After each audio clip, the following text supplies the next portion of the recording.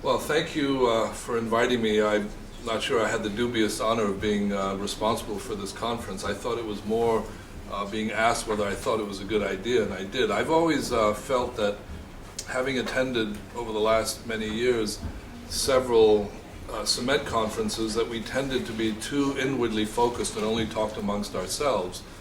And so the idea of having people come in from different industries and different aspects of the cement industry rather than just production of cement and clinker and trade was a good idea. So we do support this sort of activity, and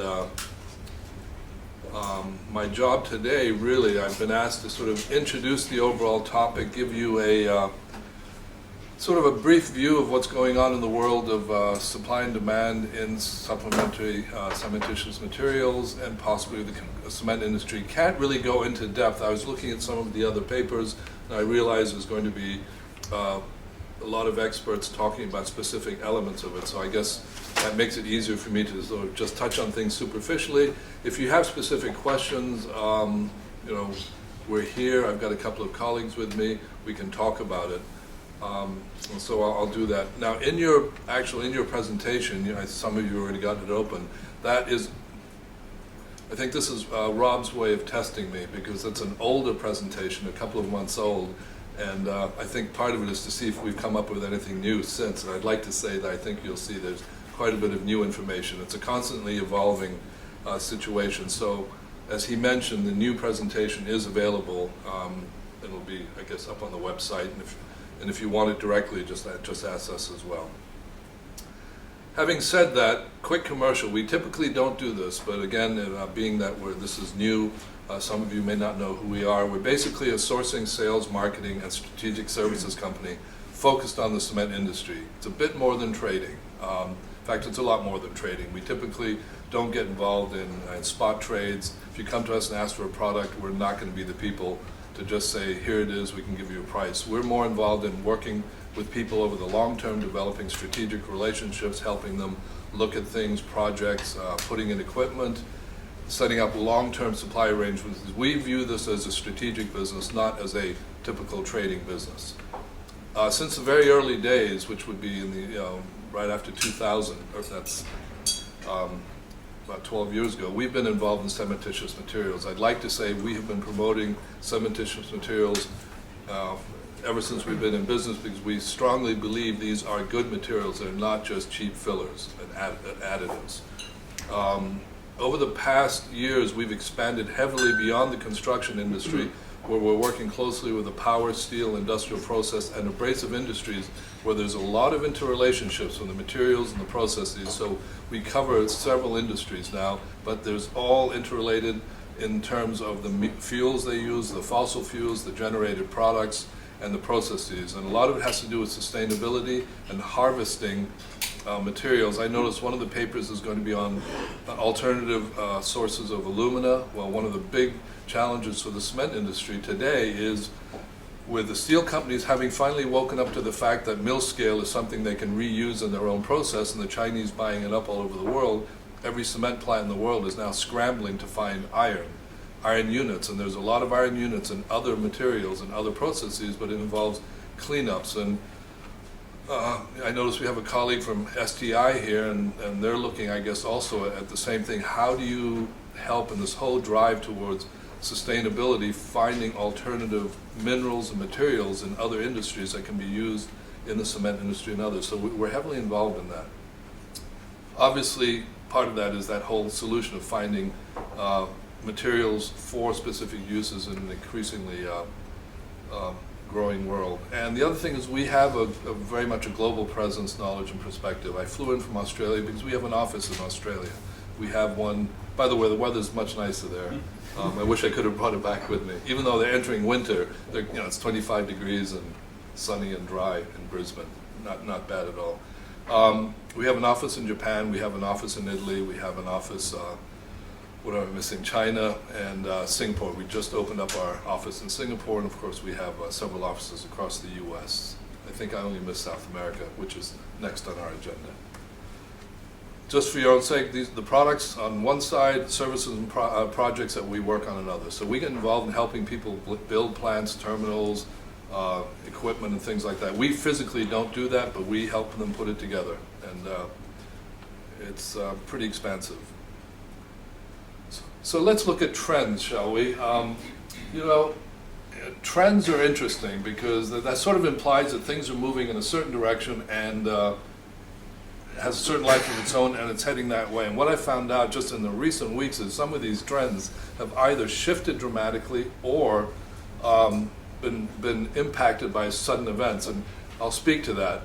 Things are moving very rapidly in today's world. Give you an example, just as an example. In Australia, there is one large steel maker, BlueScope. They supply all the slags that are used in Australia, not enough because Australia is actually a net importer of blast furnace slags as well as other slags, steel slags that are used in road construction.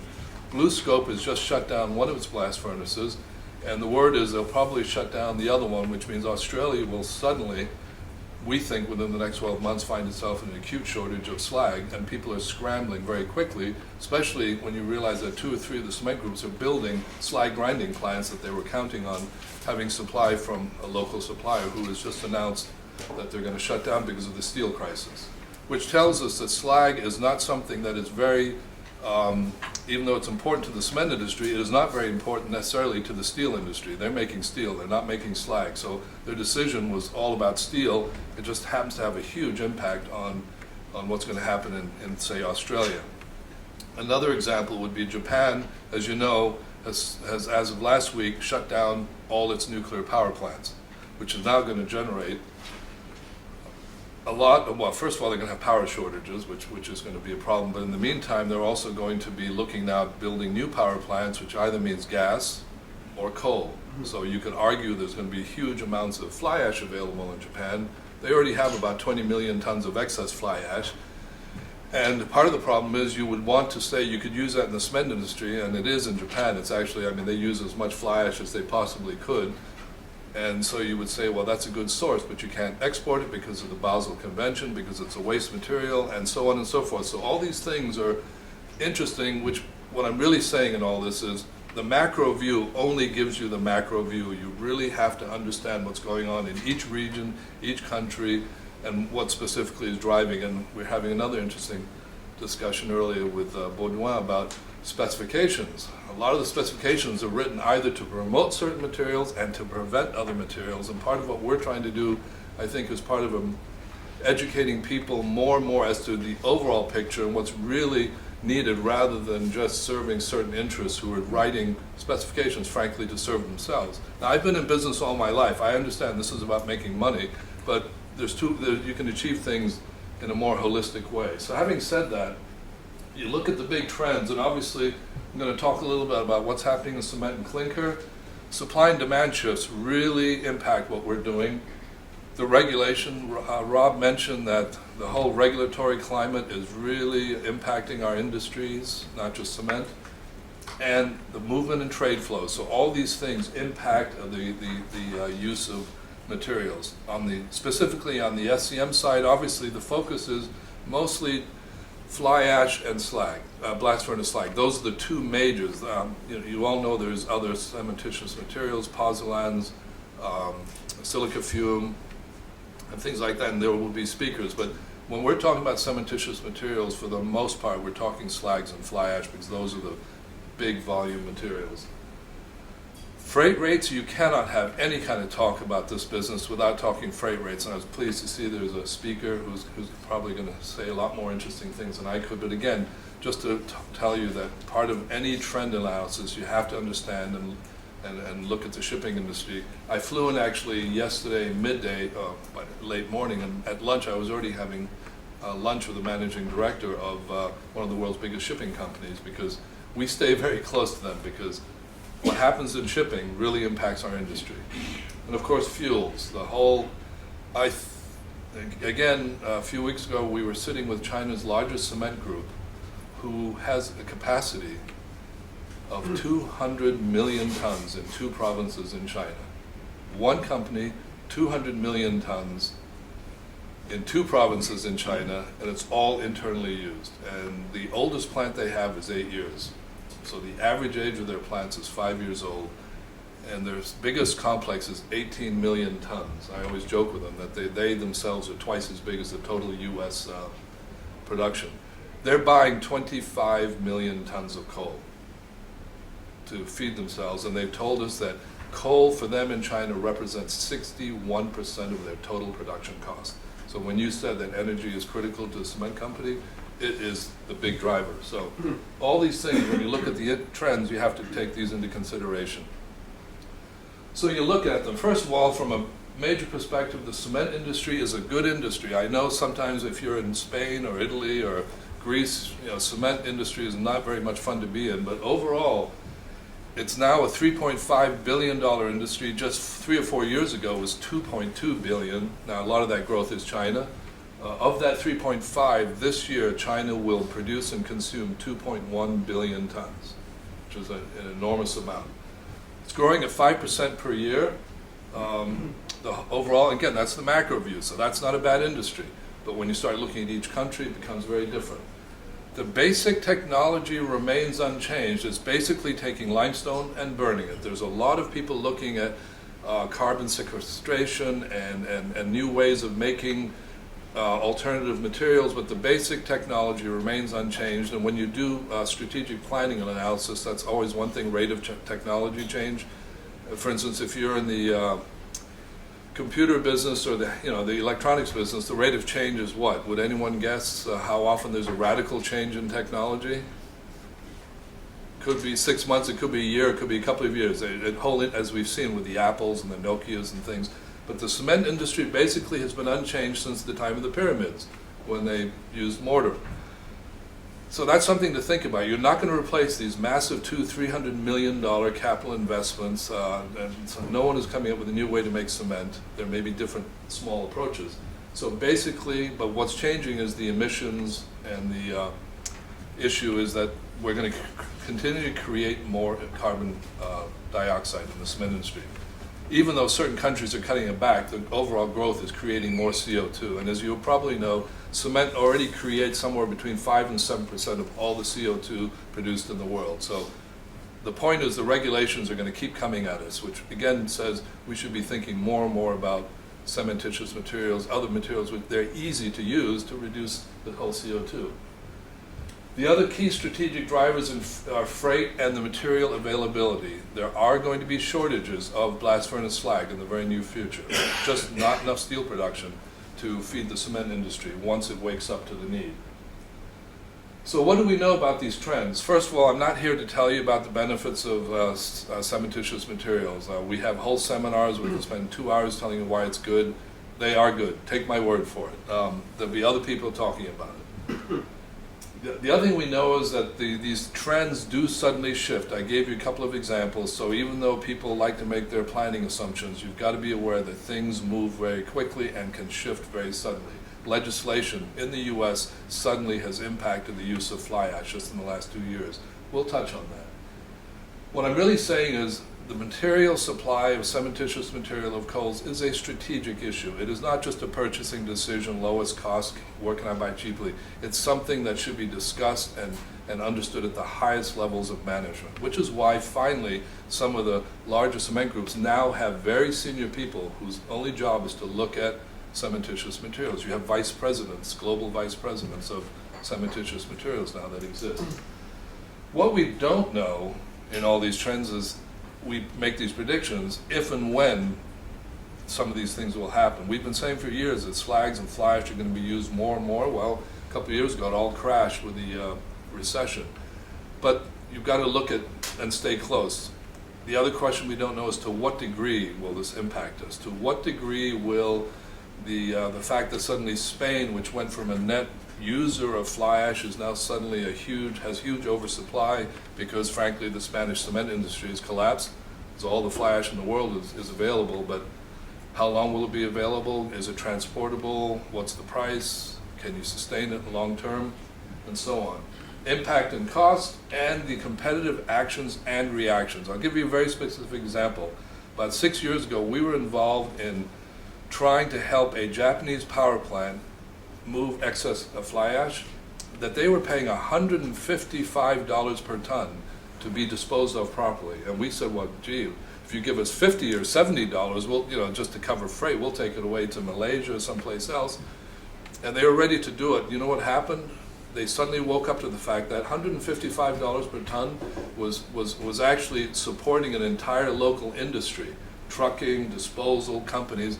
And when the word got out, the mayor of the town basically said, no, that's not going to happen. So it's interesting, sometimes you have these wonderful ideas and it makes sense from an economic point of view, and all of a sudden you run into political pressures. So something to take into account. Global demand, won't spend a lot of time on this. This is a very detailed analysis. If you look at analysts such as the BNP Paribas, from whom we steal a lot of these, but we do add in our own knowledge. Overall, that's the global growth.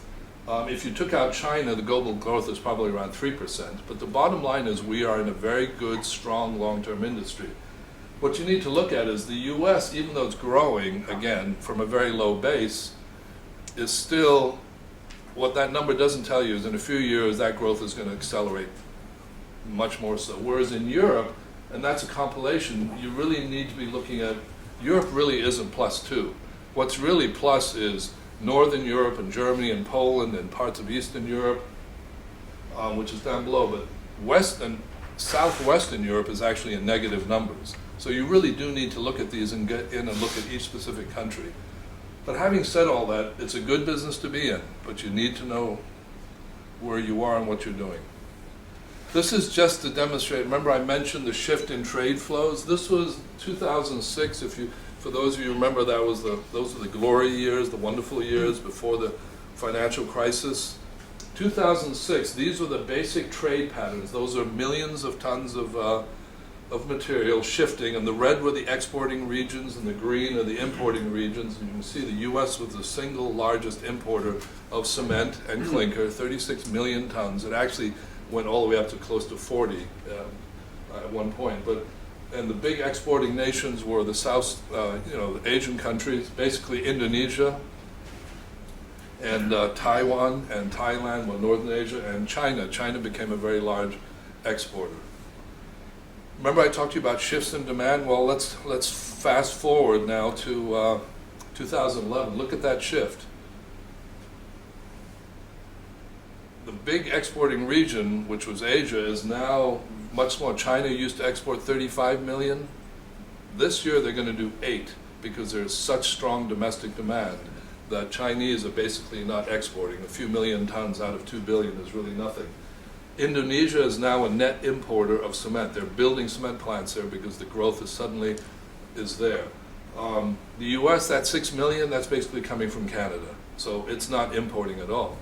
So these are massive trade flow shifts in just a few years. And remember, a shift in trade flow has huge implications in supply, reliability, and also equipment.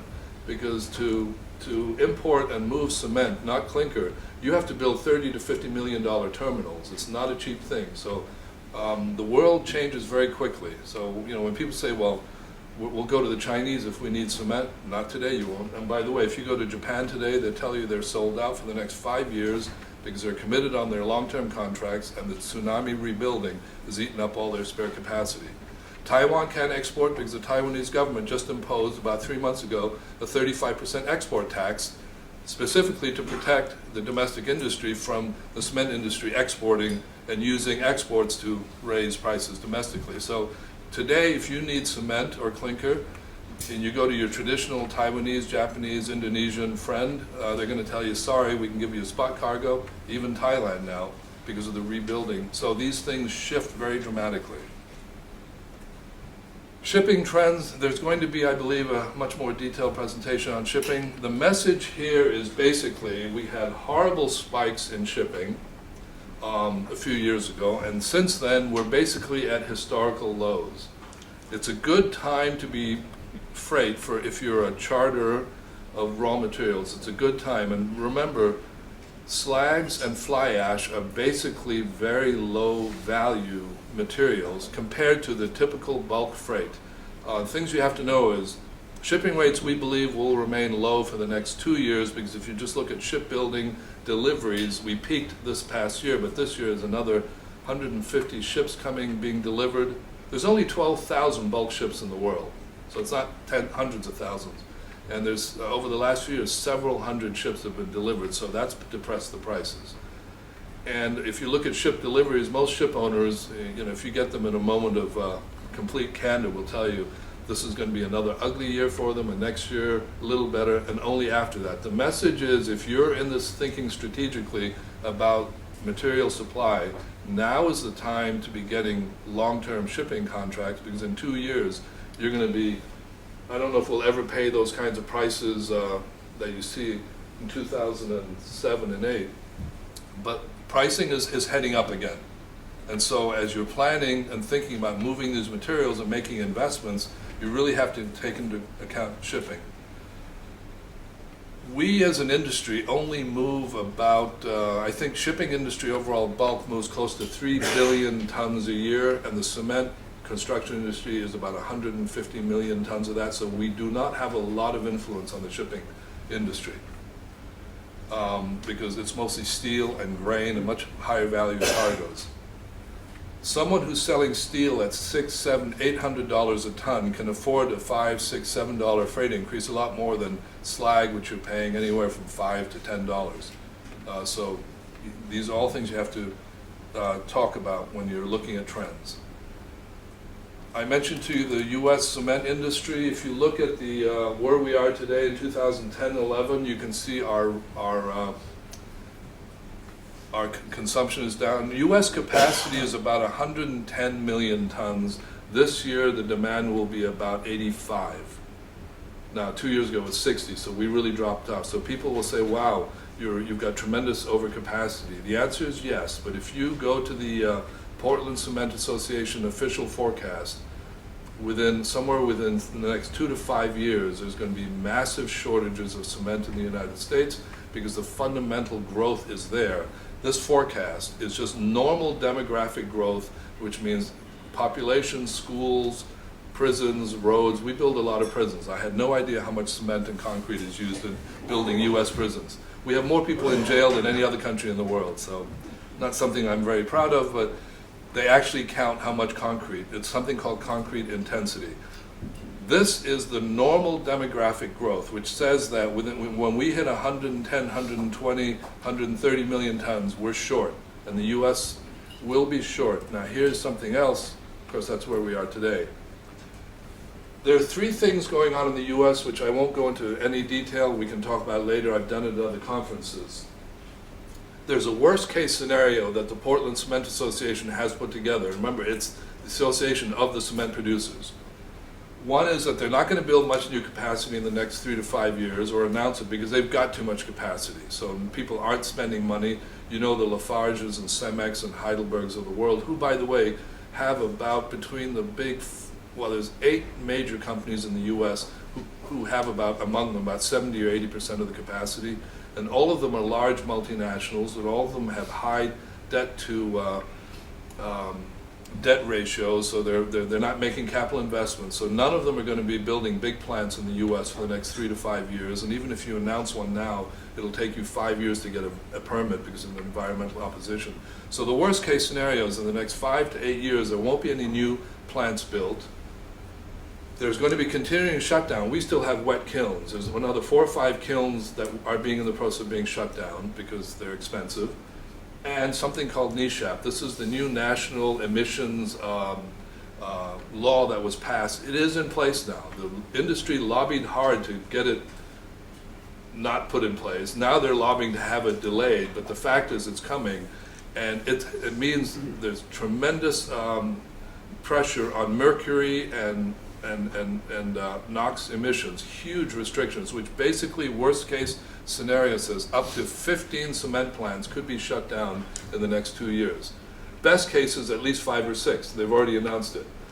So if you put those 3 things together, worst case scenario is that somewhere in the next 5 years, the shortages are going to increase. So remember I talked about the inherent demand going up? Now you put in this other scenario, you're looking at up to, the worst case is 70 million tons per year of cement shortages in the U.S. Best case is at least 30 to 40. The only question is, when is it going to happen? I think within 2 years we'll start seeing it. Other people may say 3. Other people may say 4, but all we know is it's coming and people are starting to think about it. And how do you get ready for it? Well, it has huge implications. You can't just import it all because there's not enough import capacity. So start thinking about how you supply cementitious materials as an alternative to replace all that clinker capacity. So there's other opportunities people are looking at. The problem is, by the way, most people aren't looking at this seriously because they're so caught up in just trying to keep their costs and keep their jobs, and that they aren't thinking long term. Very few people are. Supply gap, worst case 112 million. I think it's more between around 40 to 50, and most people would agree. Benefits, we all know what they are. You know, for a long time it was all about cheap filler, better economics, cheap replacement, clinker addition, and then we started looking at the improved properties. Slag cements are considered stronger, more sulfate resistant, more heat resistant. But what we're really saying is the industry should really be looking at the environmental pressures that are coming, which are the lower CO2, less energy consumed. These are already pre-calcined materials. There's a lot less energy to run them. You reduce your raw material usage, you extend your quarry life. The more cementitious you use, the more limestone you have available. And getting limestone quarries is not the easiest thing in the world. And of course, it's a green product. A lot of countries now are writing specifications saying the use of these materials are green, so encouraging us. Let's talk a little bit about slag. I've moved from cement and the global view. Some distinctions. Blast furnace slag is easily moved. It can be moved in bulk, it can be used grabs, you can put it onto the ground. It's not toxic, doesn't leach, it doesn't blow all over the place. So it is a product that is traded globally. Fly ash is very much more CCPs, which are cold combustion products, which are fly ash, bottom ash, synthetic gypsum, but basically fly ash. Much more challenging to handle, not a good thing, not a bad thing. It's a real thing. We don't say that fly ash is better than slag. You know, people get into those arguments. If you use them right, they're wonderful materials. In fact, in Australia now, and I'm sure in other places, they're using tri-blends. People have found out that the blend of fly ash, Portland cement, and slag actually makes a very good, it addresses some of the problems with the water ratios that fly ash has, and so on and so forth. So people are looking more and more at ways of blending these materials. But fly ash is hard to handle. Any of you have ever cleaned out your fireplace after burning wood? That's basically fly ash. Imagine moving that in bulk ships and silos. So you need silos, you need pneumatic ships, you need closed handling systems. Port facilities don't like it because it gets pretty dusty. I don't know if you've ever seen a fly ash leak in a port. I've seen it. It basically covers miles of when the wind gets up, and so not a good thing. Very expensive to move. So that really limits where you can use fly ash, which is why it's a local phenomenon. The other problem is the designations. After many, many years of fighting country by country by country, blast furnace slag is basically considered a product now. Though in some countries it's still considered a waste. And if it's a waste, it can't be imported, it can't be moved, it's hard to handle. Fly ash is still basically a waste material, even under the European Union. It's not a dangerous waste. I guess it's one of the green wastes as opposed to a red waste. So as soon as people hear waste, they say we don't want it, some countries. So you have to have permits, you have to have licenses, and it's just not easy. So when people run around offering these materials, you have to challenge and say, do you understand where it's coming from, and so on. So those are some of the major differences. On slag, the basic view today is if you go to most cement producers, they say there's lots of slag available, I don't need to worry about it. Well, it's really not true. Today, as we speak, suddenly in Japan, there's no more slag. Japan is the biggest supplier of slag in the world in terms of really high quality slags. The Japanese steel industry about 6 weeks ago made the decision that in the fiscal year 2012, which starts April 1st, the Japanese fiscal year, the industry, which are the big three producers, Sumitomo, Nippon Steel, and Kawasaki, have decided they're cutting back production by 30%. Now, as a country, that's 100 million tons of steel. They're cutting back because they're tired of fighting lower cost steel producers from China and other places. So they're cutting back production to cut costs and also concentrate on high-end steel, which is mostly automotive. They also made the decision, because of the tsunami reconstruction, that 30% cutback, which by the way represents 8 million tons of slag, roughly, is all going to come out of exports. So suddenly, from too much slag, in the last few weeks, we're now hearing from the Japanese, if you want more slag, you can't get it. So again, major shift that no one was thinking about. So you really need to look at the supply from a country-to-country perspective. It's all about steel industry dynamics. The steel industry decides what's happening with steel. They could care less about the cement industry. So their decision is about pig iron and steel, and slag is just a consequence. Supply and demand really varies. You'll see on the next slide where it comes from. Quality, I always love it when people offer a slag and say, you know, there's all kinds of slag. First of all, a lot of people don't even realize there's a difference between steel slag and blast furnace slag and air-cooled slag. And then secondly, that in blast furnace slags, there's huge differences in reactivity. And you know, so when someone offers me, and I don't want to insult anyone, a slag from a certain country, I say I'm not even interested, because we know that it's 60% reactivity, and it's been sitting in stockpiles for 5 years, and no interest. I'm getting a high sign. So you have to look at all these things. Slag is traded. It's being traded. It's globally somewhere in the 15, 16 million tons and growing. So it moves on ships. This is basically where it moves. And we have all the numbers, how much goes where. I mean, I guess that's part of our strength if you're interested. But the only place it's not moving from anymore is Brazil. Brazil has become a net importer because of the growth. Otherwise, all the numbers are correct. I mean, the slides are correct. These are the major importing regions. You'd ask why the U.S.? I'll come to that. This just shows you where there are major blast furnaces in the world, and you can see who are the big producers, so you would know from this where to go get it if you need it. But again, to bear in mind quality and reliability and philosophy of supply. Some countries, China, supplies slag on 3-month pricing. You can only get pricing for 3 months at a time. Very hard to have long-term contracts. Other countries, it might be 6 months. Some countries, multi-year. So you really have to understand each steel producer. This is interesting. Why is the U.S., with all its steel production, is basically an importer of slag? Well, first of all, this slide says we think with what's happening with fly ash and the recovery, the U.S. is going to become a major, major importer and user of blast furnace slag. It's a prediction. We'll find out if we're correct. Here's why we have to import slag. All our blast furnaces are in the wrong place. It's that simple. We can't get it from there to where it's needed. The markets are the East Coast, Florida, Gulf Coast, California. That's where all the houses are being built. That's the growth, the demographics. The slag is in the wrong place. So the people who have slag plants, which are mostly the big cement groups that took the granulators, they're actually importing slag to their facilities on the coast because it's that simple. So the U.S. is a net importer. So the macro number means nothing unless you understand the micro implications.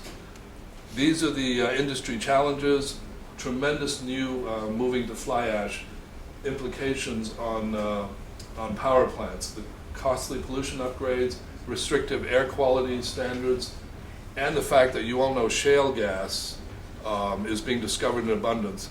Energy prices in the U.S. have dropped 60% in the last 3 years. So what has that meant?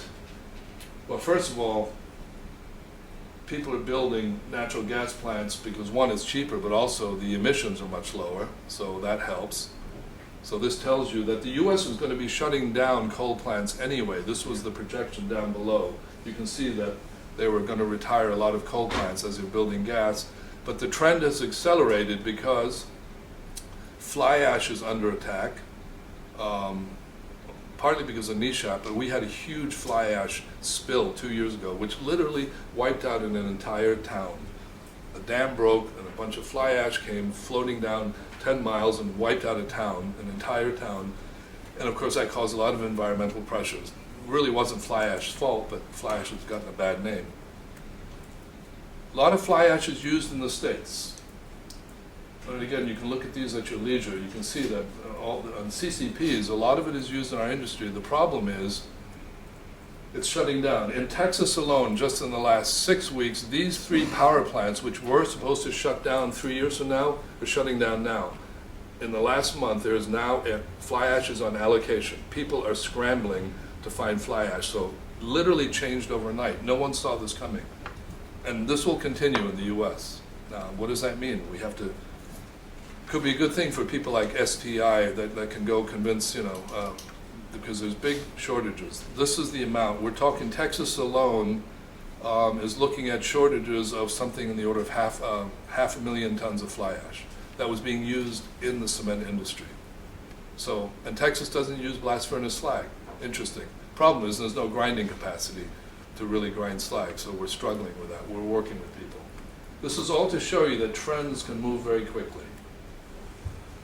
This is Europe. Over the last 10 years, this actually goes 2008, it's been pretty steady. Fly ash and CCPs, this is European Union Association numbers. You can see it's been fairly steady, so you could argue on a macro level, there's, we know what the numbers are, but what's really happened is, as you all know, Germany has announced that it's getting out of the nuclear power business over the next 10 years. So someone's got to be thinking about, does that mean they're going to be building a lot of coal plants? Because Germany has a lot of coal. And if so, there could be a lot of fly ash available. The reason I say that is we've been hearing from our friends in Spain and Italy where they have lots of excess fly ash. Well, they're just going to be selling it up to Northern Europe. And our answer is, well, we think in a few years Northern Europe's going to be awash in fly ash and they're not going to need it from you guys down south, so you need to be thinking about that. Again, strategic implications on supply. And the power plants need to be thinking about that.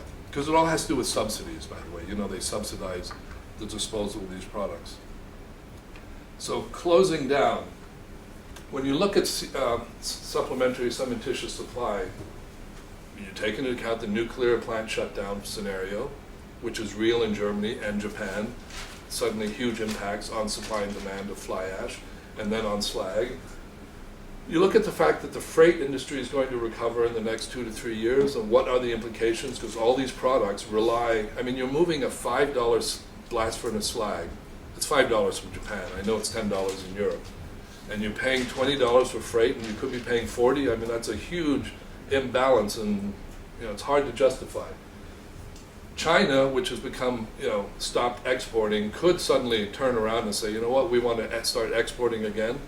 And there are 10 major Chinese groups, not the Holcim's, not the Lafarge, who have plants in China.